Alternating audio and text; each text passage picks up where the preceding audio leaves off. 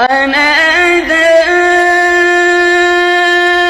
أصحاب النار أصحاب الجنة أن أفيضوا علينا من الماء أو مما رزقكم الله. قالوا إن الله حرمهما على الكافرين.